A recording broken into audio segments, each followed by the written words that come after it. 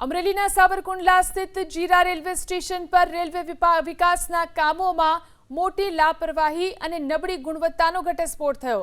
ખુદ અમરેલીના સાંસદ ભરત સુતરિયાએ સ્થળ પર પહોંચી અને કડક વલણ અપનાવ્યું. સાવરકુંડલાના પૂર્વ મહામંત્રી રામદેવસિંહ કોહિલે 4 દિવસ પહેલા જ જીરા રેલવે સ્ટેશનના નવા બનેલા પ્લેટફોર્મમાં થયેલી નબળી ગુણવત્તાની કામગીરી અંગે સાંસદ ભરત સુતરિયાને પત્ર લખી લેખિત રજૂઆત કરી હતી.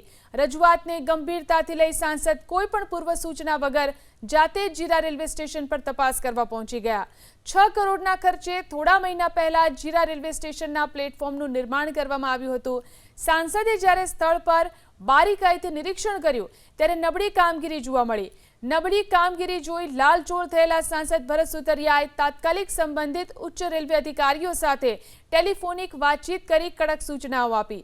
જે નબળું કામ થયું છે તેને તાત્કાલિક તોડી પાડી કોન્ટ્રાક્ટરના ખર્ચે નવું મજબૂત પ્લેટફોર્મ બનાવવામાં આવે તેમજ ભ્રષ્ટાચાર આચરનાર જવાબદાર કોન્ટ્રાક્ટર એજન્સી સામે કડક કાર્યવાહી કરી તેને તુરંત બ્લેકલિસ્ટ કરવામાં આવે તેવી સૂચના આપવામાં આવી. સાવરકુંડલા તાલુકાના જીરા ગામે રેલવે સ્ટેશનનું પ્લેટફોર્મનું કામ નબળું થયું છે તેની મને ફરિયાદ થોડાક સમય પહેલા મળેલી હતી.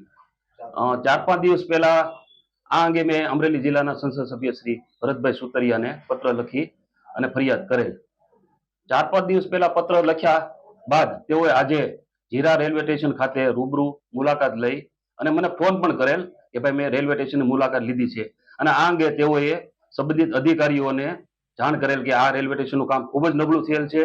એથી આ રેલવે સ્ટેશનનું જે પ્લેટફોર્મનું નબળું કામ થયું છે તેને તોડી અને નવેસરથી તમામ કામ કરવા અંગે જાણ કરેલ છે.